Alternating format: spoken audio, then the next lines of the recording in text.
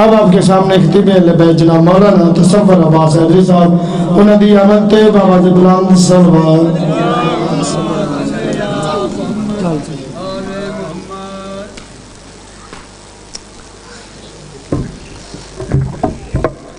بابا سے بلند صلوات پڑھو. صلوات کا پڑھنا عظیم عبادت ہے. سارے صاحبان بابا سے بلند مل کے درود پڑھو. نعرہ تکبیر. اللہ علیہ محمد کا خالق ہے. بلند آواز سے نعرہ تکبیر. نعرہ رسالت.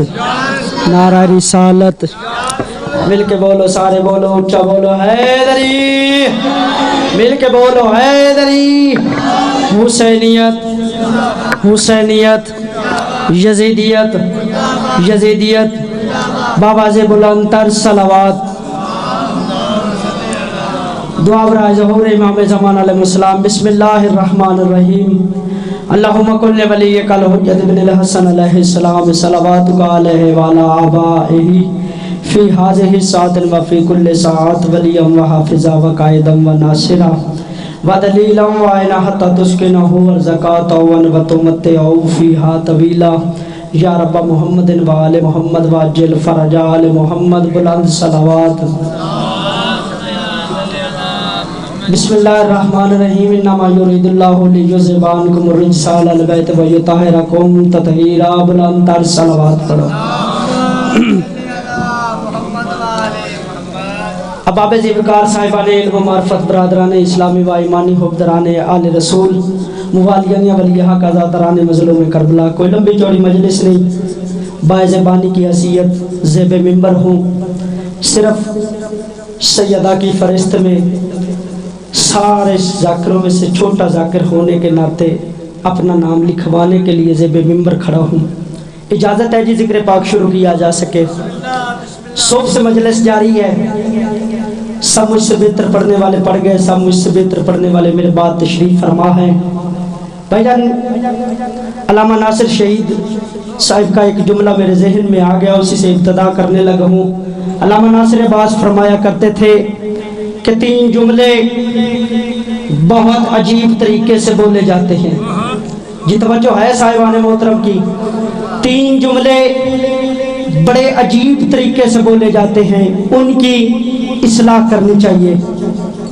اور شہید ایک اور بھی جملہ فرماتے تھے کہ مجلس شبیر میں ہاتھ صرف اسی بندے کا بلند ہوگا جسے حسین کی اماں خیرات دے رہی ہوگی. علامہ صاحب پتہ کیا فرماتے تھے کہ جی پہلا فقرہ بولا جاتا ہے کہ امام حسن علیہ السلام نے صلح کی. نہیں شہید فرماتے تھے, علامہ ناصر عباس فرماتے تھے کہ امام حسن بادشاہ نے صلح نہیں کی, امام حسن بادشاہ سے صلح کی گئی. دوسرا فقرہ بولا جاتا ہے کہ امام حسین علیہ السلام نے جنگ کی. نہیں امام حسین علیہ السلام نے جنگ نہیں کی, بلکہ امام حسین علیہ السلام سے جنگ کی گئی. تیسرا فقرہ بولا جاتا ہے کہ شیعوں کے گھر پہ علم ہے.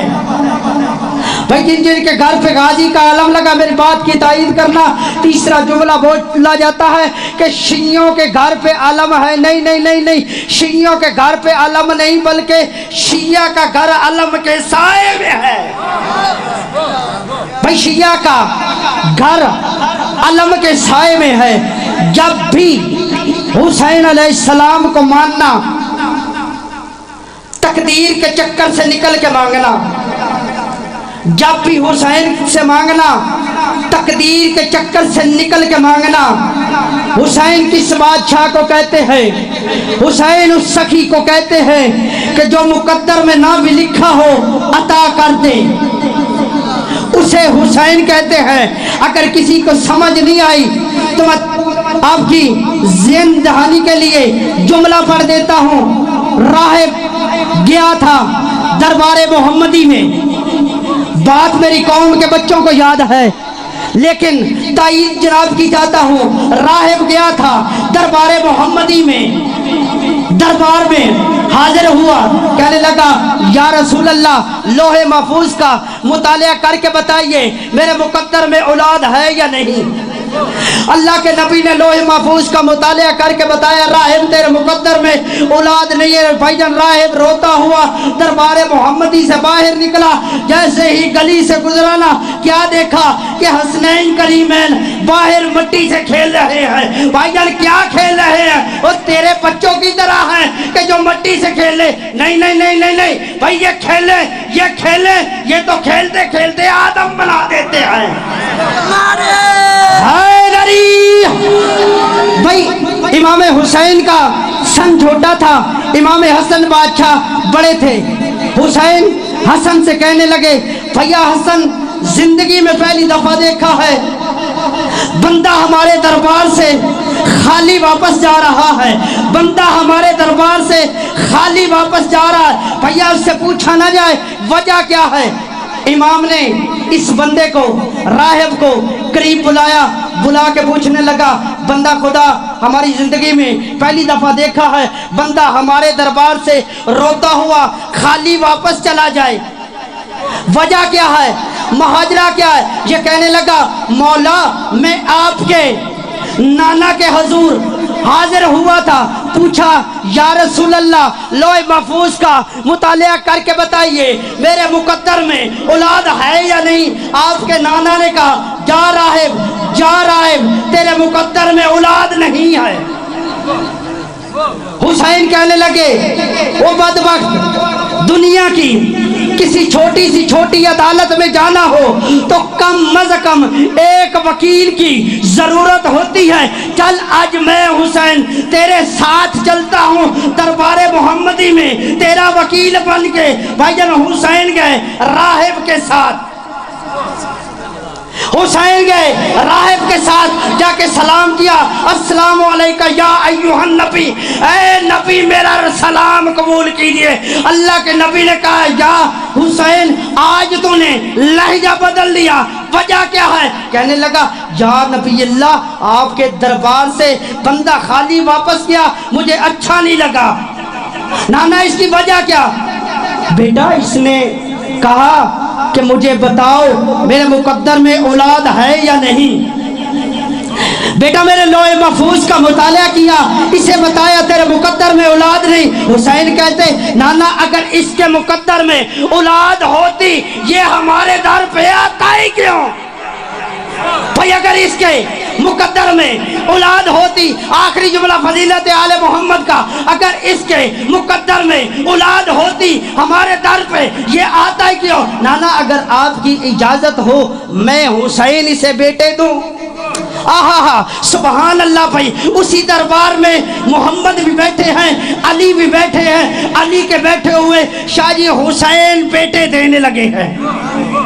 مولا حسین نے کہا نانا جان آپ دستے دراز بلند کریں, میں حسین اللہ سے بیٹے لے کے دیتا ہوں, میں بیٹے مانگوں گا آمین تم کہنا. حسین نے دعا کے لیے ہاتھ بلند کیے, راہب کو پہلا بیٹا ملا. شاہ جی پھر دوسرا, پھر تیسرا, چوتھا, پانچواں, چھٹا, حالانکہ 7 کے 7 بیٹے راہب کو ملے. کیسے ہی راہب کو 7 بیٹے ملے صفوں کو چیرتا ہوا حسین کے قدموں پہ جا کے گر کے کہنے لگا سردار بس, خالق بس, مالک بس, میرے لیے اتنا کافی ہے. حسین نے راہب کو اٹھا کے گلے سے لگا کے کہتے او حسین اور راہب آج اگر تو مجھے منع نہ کرتا روزے قیامت آدم کی اولاد ایک طرف ہوتی, تجھ راہب کی اولاد ایک طرف, راہب کی اولاد ایک طرف, حسین کی خیرات ایک طرف. آخری جملہ ہے بابا ذکی نکی شاہ جی سے لے کے وہ آخری حلال موالی تک بندے کہتے ہیں جی یہ حسین جو ہے نا یہ بھی نسل آدم ہے, یہ بھی نسل آدم ہے. میں ممبر حسین پہ کہہ رہا ہوں, لاؤڈ سپیکر پہ کہہ رہا ہوں, بات میری ویڈیو چل رہی ہے. علی نکی سے لے کے وہ آخری حلال موالی تک جو بندے کہتے ہیں کہ جی حسین بھی نسل آدم میں سے ہے, نہیں نہیں نہیں نہیں نہیں, رب کائنات کی قسم جو بچے حسین راہب کو خیرات میں دے دیں شاہ جی وہ بچے نسل آدم میں سے نہیں ہو سکتے. خود حسین آدم کی اولاد کیسے؟ بس جی دین بچ گیا اللہ کا. گھر لٹ گیا شبیر کا 11 محرم کو بھائی کی الفت میں اکبر کی شادی کا بچہ زیور پہن کے شاہ جی علی کی بیٹیاں مقتل سے ایسے گزری جیسے کسی کی کچھ نہیں تھی لگتی. بزرگ بیٹھے ہو. شاہ جی شہید محسن نقوی راولپنڈی کی ایک مجلس میں خطاب کر رہے تھے. سید نے ایک جملہ مصائب کا پڑھا, اس کے بعد مصائب پڑھنے کی ضرورت پیش نہ آئی. وہ سید کہنے لگے کہ علی کی بیٹی جب آباد تھی نا, جبریل دروازے پہ رک جاتا تھا. جب اجڑی ہے شمر بغیر اجازت کے, العظمت للہ. آخری جملہ ہے, ممبر چھوڑنے لگا ہوں. سید کہنے لگا کہ جب علی کی بیٹی آباد تھی تو جبریل دروازے پہ رک جاتا تھا. اجڑی ہے تو شمر بغیر اجازت کے اندر آ گیا. لاہور میں ایک جج گزرا ہے, نام اس کا ہے سید سجاد حسین کاظمی, اداداران مظلوم کربلا.